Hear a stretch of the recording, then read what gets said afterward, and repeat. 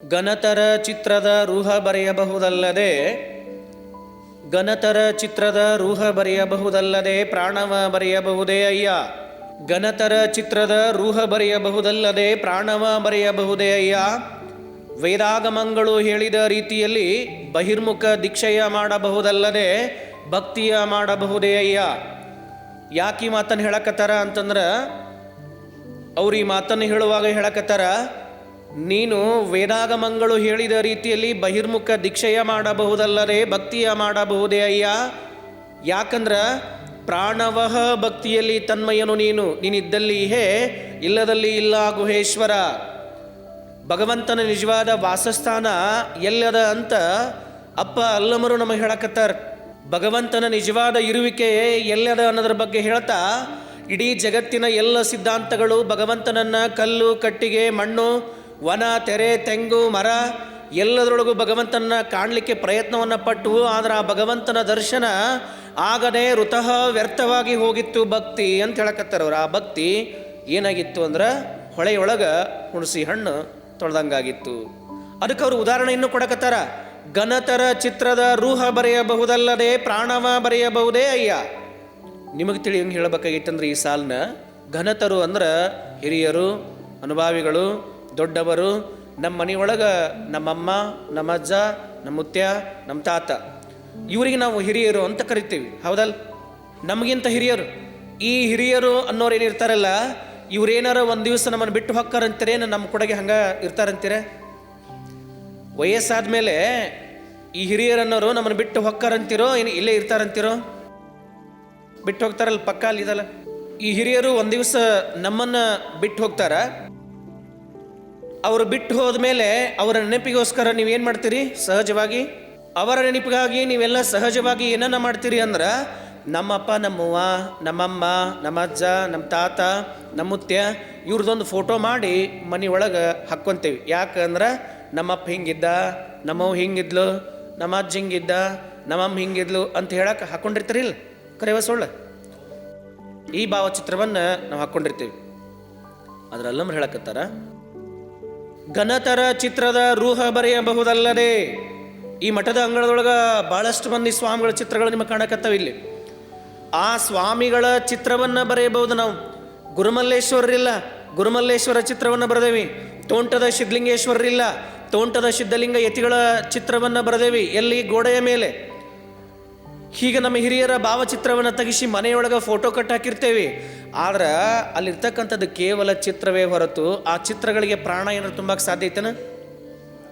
ಮತ್ತೆ ಯಾರು ಹಂಗೆ ಮಾಡಿರ? ನಿಮ್ಮ ಮುತ್ಯ, ನಿಮ್ಮ ಅಜ್ಜ, ನಿಮ್ಮ ಅಮ್ಮ, ನಿಮ್ಮ ಯಜಮಾನ್ರು ಹೋದವ್ರದ್ದು ಫೋಟೋ ತಂದು ಹಾಕಿ ಅದಕ್ಕೆ ಜೀವ ತುಂಬಿ ಮತ್ತೆ ಎದ್ದು ಬಂದ್ರೆ ನಾವು ಫೋಟೋದಾಗಿಂದ ಇಳಿದು ಬಂದಾನ ನಿಮ್ಮ ಮನೆಗೆ ಏನಾರ ಬಂದಾನ? ಇಲ್ಲ.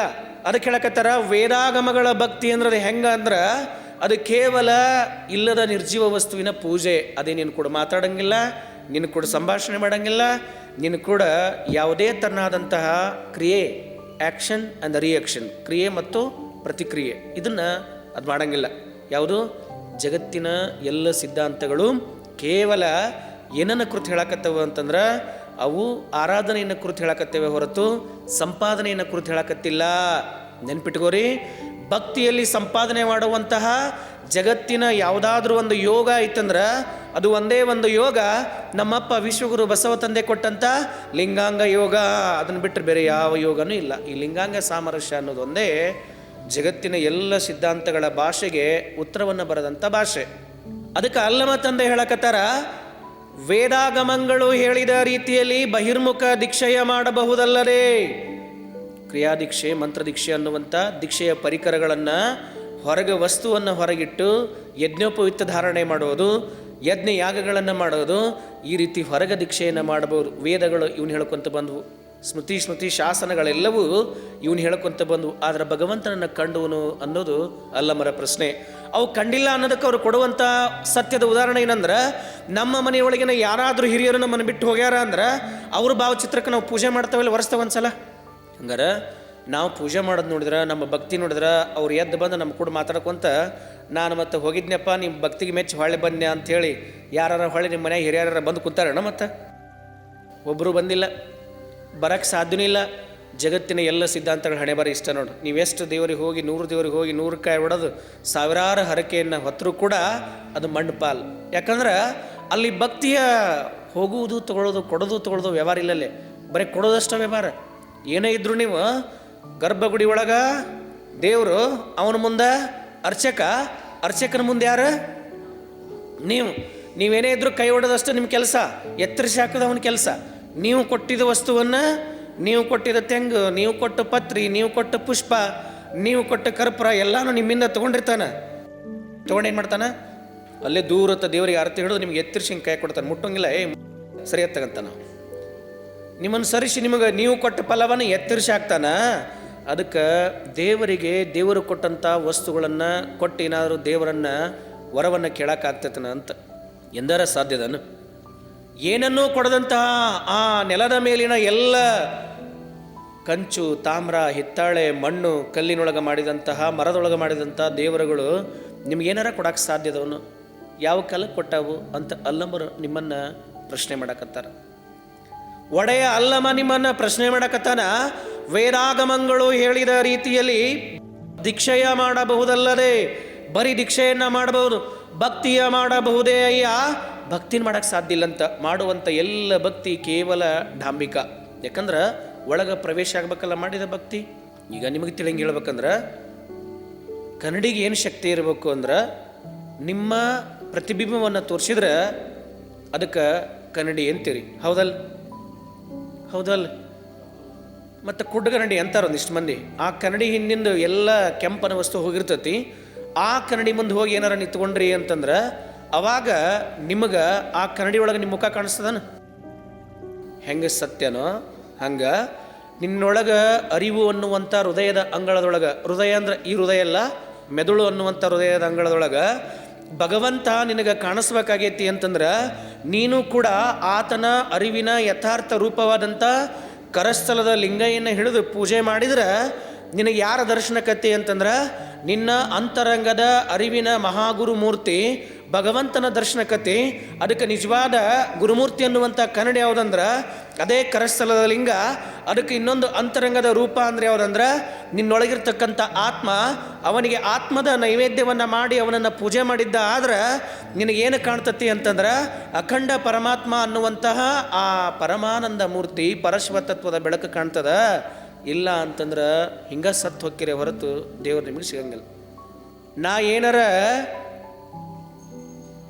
ಫಸ್ಟ್ ಎಕ್ಸಾಮ್ನಾಗನ ಪಾಸ್ ಆಗಿ ಏನಾರ MBBS ಸೀಟ್ ತೊಗೊಂಡೆ ಅಂತಂದ್ರೆ ನಿನಗೆ 100 ತೆಂಗಿನಕಾಯಿ ಹೊಡಿತೀನಿ. ನಾ ಏನಾದರೂ ಚಲೋ ಗಂಡ ಸಿಕ್ಕಿಬಿಟ್ಟ ಅಂದ್ರೆ ನಿನ್ನ ದೇವಸ್ಥಾನಕ್ಕೆ ಬಂದು ನಾ ಏನು ಮಾಡ್ತೀನಿ ಅಂತಂದ್ರೆ 1,00,000 ದೀಪೋತ್ಸವ ಹಚ್ತೀನಿ ಅನ್ನಕತ್ತೀರಲ್ಲ. ಆ ದೀಪ ನಿಮ್ಮನ್ನು ಕೇಳಾಕತ್ತದ. ಆ ದೀಪ ನಿಮ್ಮನ್ನು ಕೇಳಿದ್ರೆ ನಿಮ್ಮಂತಲ್ಲಿ ಏನು ಉತ್ತರದ? ಆ ದೀಪ ನಿಮ್ಮನ್ನು ಕೇಳಿಕತ್ತದ. ಸೊಡರಿಂಗ ಎಣ್ಣೆಯಾದವಳು ನಾನು, ಪಣತೆಯಾಗಿ ನಿಂದವಳು ನಾನು, ಬತ್ತಿಯಾಗಿ ನಿಂದವಳು ನಾನು. ಎಣ್ಣೆ ಬತ್ತಿ ಪಣತಿಗಳ ಸಂಗರಿಂದ ದೀಪವೆಂಬ ಜ್ಯೋತಿ ಹೊತ್ತಿಸಿ ಉರಿದವಳು ನಾನು, ಉರಿಸಿಕೊಂಡವಳು ನಾನು ಭಕ್ತಿ, ಉರಿಯುವುದಕ್ಕೆ ನಿಂದವಳು ನಾನು ಎಣ್ಣೆ. ನಮ್ಮಿಬ್ಬರ ಸಂಘಕ್ಕೆ ನಾಂದಿಯಾದವಳು ಪಣತೆ, ನಮ್ಮೂವರ ಸಂಘಕ್ಕೆ ಉರಿಯಲು ಮಧ್ಯವರ್ತಿಯಾದವಳು ದೀಪಕ್ಕೆ ಆ ಗಾಳಿ. ನಮ್ಮೆಲ್ಲರ ಸಂಯೋಗದಿಂದ ನಮ್ಮನ್ನು ನಾವು ಸುಟ್ಕೊಂಡು ನಿಮಗೆ ಬೆಳಕನ್ನು ಕೊಟ್ವಿ. ನನ್ನನ್ನು ನಾ ಸುಟ್ಕೊಂಡು ನಿನಗೂ ಬೆಳಕನ್ನು ಕೊಟ್ಟೆ, ನಿನ್ನ ದೇವರಿಗೂ ಬೆಳಕನ್ನು ಕೊಟ್ಟೆ. ನಾನು ಬೇಡಲಿಲ್ಲ ದೇವರಲ್ಲಿ ಒಂದು ವರವ, ನನ್ನನ್ನು ಹಚ್ಚಿ ನನ್ನನ್ನು ಬೆಳಗಿಸಾಕಿಟ್ಟು ನನ್ನನ್ನು ದೇವರಿಗೆ ನೈವೇದ್ಯ ಅಂತ ಕೊಟ್ಟು 1,00,000 ದೀಪೋತ್ಸವವನ್ನು ಮಾಡೋದ್ರ ಮೂಲಕ ನನ್ನ ಹೆಸರು ಹೇಳಿ ನೀ ದೇವರಿಗೆ ವರ ಬಿಡಕತ್ತಿಲ್ಲ ಮನುಷ್ಯನೇ, ನಿನಗೇನಾರ ಒಂದಿಷ್ಟು ನಾಚಿಗೆದ ಜನ್ಮಕ್ಕೆ ಅಂತ ಆ ದೀಪ ಕೇಳಕತ್ತವಂತ. ನಿಮ್ಮ ಮನೆಗೆ ಬಂದು ಪಾವತಿ ಕೊಡ್ತಾರೆ ನಿಮಗೆ. ಏನಂತ?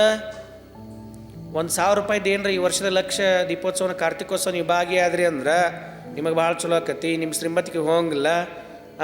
ನಿಮಗೆ ಸಂಪತ್ತಿನ ಮೇಲೆ ಸಂಪತ್ತು ಬಂದು ಕುಂದಿರ್ತತಿ. ನಿಮಗೂ ಕೆಟ್ಟ ಆಸೆ ನೋಡ್ರಿ, ಮನುಷ್ಯನಿಗೆ ಭಯಂಕರ ಆಸೆ ಮನುಷ್ಯ ಇವ. ಇದ್ದು ಸಂಪತ್ತು ಹಿಂಗೆ ಉಳಿಲಿ, ಇನ್ನೋಟ್ ರೊಕ್ಕ ಬರುವಂಗಾಗಲಿ, ಹೋಗೋದು ಬೇಡ ಅಂಥೇಳಿ ಅವಾಗಲೇ 1,000 ಕೊಟ್ಟ ಬಿಟ್ಟಿರ್ತದೆ. ಪ್ರಜ್ಞೆ ಇರಂಗಿಲ್ಲ ಅದು ನೀರಾಗ ಹೋಗ್ತದೆ 1,000. ಅಲ್ಲಿ ಕೊಡುವಂಥ 1,000 ರೂಪಾಯಿನ ಹಂತಲ್ಲಿ ಕೊಡು ಬದಲಿ ನಿಮ್ಮ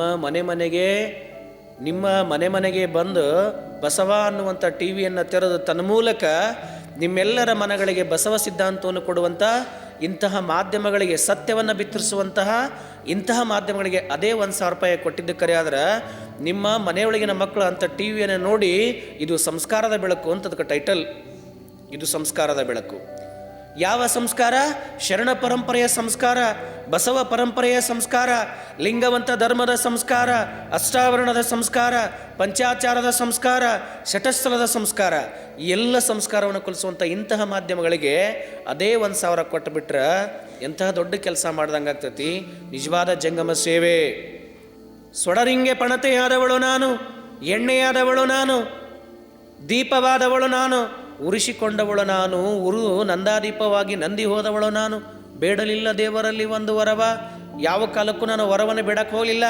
ಎಲ್ಲಿ ಮಟ್ಟ ನನ್ನಲ್ಲಿ ಶಕ್ತಿ ಇತ್ತು ಅಲ್ಲಿ ಮಟ್ಟ ನಿನಗೂ ಬೆಳಕನ್ನು ಕೊಟ್ಟೆ, ನಿನ್ನ ಮಾತನಾಡದ ಕಲ್ಲು ದೇವರಿಗೂ ಬೆಳಕನ್ನು ಕೊಟ್ಟೆ, ನನ್ನನ್ನು ಮಧ್ಯವರ್ತಿಯಾಗಿ ಇಟ್ಕೊಂಡು ಲಂಚ ಬೇಡಕತ್ತಿಲ್ಲ, ನಾಚಿಕೆ ಬರ್ತದೆ ಜನ್ಮಕ್ಕೆ ಅಂತ ಆ ದೀಪ ನಿಮ್ಮನ್ನು ಕೇಳಕತ್ತದ.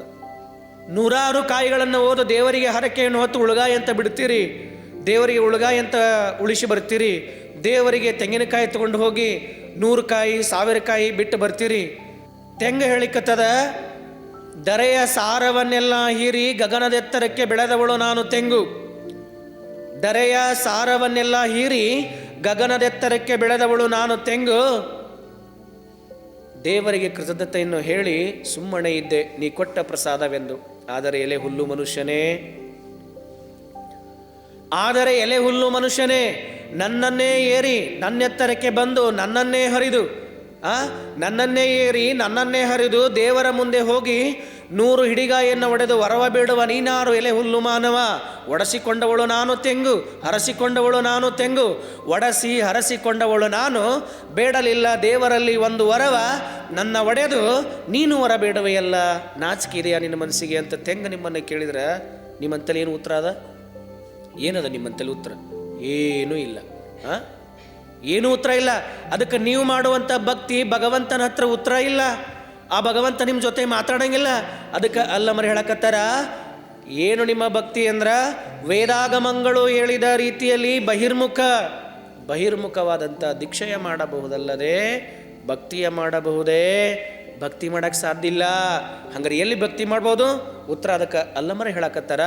ಪುಣ್ಯಾತ್ಮ ಮಹಾವೈರಾಗ್ಯ ಚಕ್ರವರ್ತಿ ಶೂನ್ಯಪೀಠದ ಮೊದಲ ವಾರಸ್ತಾರ ಅಪ್ಪ ಅಲ್ಲಮರಿ ಹೇಳಕತ್ತಾರ, ಎಲ್ಲದನ ಪ್ರಾಣವಹ ಭಕ್ತಿಯಲ್ಲಿ ತನ್ಮಯನು ನೀನಿದ್ದಲ್ಲಿ ಹೇ, ಇಲ್ಲದಲ್ಲಿ ಇಲ್ಲ ಗುಹೇಶ್ವರ. ಭಾಳ ಸ್ಪಷ್ಟವಾಗಿ ಹೇಳಿದರು. ಪ್ರಾಣವಹ ಭಕ್ತಿಯಲ್ಲಿ ತನ್ಮಯನು. ದೇವರು ಎಲ್ಲದನಂದ್ರೆ ಪ್ರಾಣ ಅಂದ್ರೆ ಚೈತನ್ಯ, ಎಲ್ಲದ ಅಲ್ಲ ಅಲ್ಲಿ ಭಗವಂತನ ವಾಸಸ್ಥಾನ ಐತಂತ. ಹಂಗಾರ ಪ್ರಾಣಯುಕ್ತವಾದಂಥ ಲಿಂಗವನ್ನು ನಿಮ್ಮ ಕರಸ್ಥಲಕ್ಕೆ ಯಾರು ಕೊಟ್ಟರು? ಅಪ್ಪ ಬಸವ ತಂದೆ ನಿಮ್ಮ ಕರಸ್ಥಲಕ್ಕೆ ಪ್ರಾಣಯುಕ್ತವಾದಂತಹ ಲಿಂಗವನ್ನೇ ಕೊಟ್ಟರು, ಮಾತನಾಡುವಂತಹ ಲಿಂಗವನ್ನೇ ಕೊಟ್ಟರು. ಮಾತನಾಡುವಂಥ ಲಿಂಗ ಏನನ್ನು ನಿಮ್ಮ ಕರಸ್ಥಲಕ್ಕೆ ಕೊಟ್ಟಾರ. ನೀವು ತನು ಮನ ಭಾವವನ್ನು ಅರ್ಪಿಸಿ ಲಿಂಗವನ್ನು ಹಿಡಿದು ಪೂಜೆ ಮಾಡಿದ್ದ ಕರೆ ಆದ್ರೆ ಎಷ್ಟು ಚಲೋ ಐತಿ ಲಿಂಗಯ್ಯ ಅಂತಂದ್ರೆ. ಎಂಥ ಪುಣ್ಯಾತ್ಮನ ಲಿಂಗಯ್ಯ ಅಂದ್ರೆ ಎಂಥ ಪುಣ್ಯಾತ್ಮನ ಬಸವ ತಂದೆ ನಿಮ್ಮ ಅಂಗೈಗೆ ಕೊಟ್ಟಾರ ಅಂದ್ರೆ ನಿಮಗೆ ಗೊತ್ತಿರಲಿ. ನೀವು ಹತ್ರ ನಿಮ್ಮ ಜೊತೆ ಲಿಂಗಯ್ಯ ಹೇಳ್ತಾನ, ನೀವು ನಕ್ರ ನಿಮ್ಮ ಜೊತೆ ಲಿಂಗಯ್ಯ ನಗ್ತಾನ, ನೀವು ಸ್ನಾನ ಮಾಡಿದ್ರ ನಿಮ್ಮ ಜೊತೆ ಸ್ನಾನ ಮಾಡ್ತಾನ, ನೀ ಭಸ್ಮ ಹಚ್ಕೊಂಡ್ರ ನಿನ್ನ ಜೋಡಿ ಭಸ್ಮ ಹಚ್ಕೊತಾನ. ನಾಳೆ ನೀ ಸತ್ರ ಭೂಮಿ ಮೇಲಿನ ಯಾವ ದೇವರು ನಿನ್ನಿಂದ ಬರಂಗಿಲ್ಲ. ನೀ ಸತ್ತಾಗೂ ಸೆಟೆ ಮಾಡಿ ಉಳಿಸಿಕೊಳ್ಳುವ ಅಂಗಕ್ಕೂ ಘನಮೋಕ್ಷವನ್ನು ಕೊಡಲೆಂದು ಯಾವುದಾದ್ರೂ ಒಂದು ದೇವರು ಬಂದು ಕುಂದಿರ್ತತಿ ಅಂತಂದ್ರೆ ಲಿಂಗವಂತರ ಅಂಗದ ಮೇಲೆ ಇರ್ತಕ್ಕಂಥ ಲಿಂಗ ಮಾತ್ರ ನಿಮ್ಮ ಹೆಣಕ್ಕೂ ಕೂಡ ಘನಮೋಕ್ಷವನ್ನು ಕೊಡಲಿಕ್ಕೆ ನಿಮ್ಮಂತಲ್ಲಿ ಬಂದು ಕುಂದಿರ್ತದ. ಅದಕ್ಕಾಗಿ ಲಿಂಗವಂತರು, ಲಿಂಗ ಸಂಗಿಗಳು, ಲಿಂಗ ಪ್ರೇಮಿಗಳು ಪ್ರಾಣಲಿಂಗಿ ಸಂಬಂಧಿಗಳಾಗಬೇಕೇ ಹೊರತು ಲಿಂಗವನ್ನೇ ಪೂಜೆ ಮಾಡಬೇಕೇ ಹೊರತು ಲಿಂಗವನ್ನು ಬಿಟ್ಟು ಏನನ್ನೂ ಪೂಜೆ ಮಾಡಬಾರ್ದು.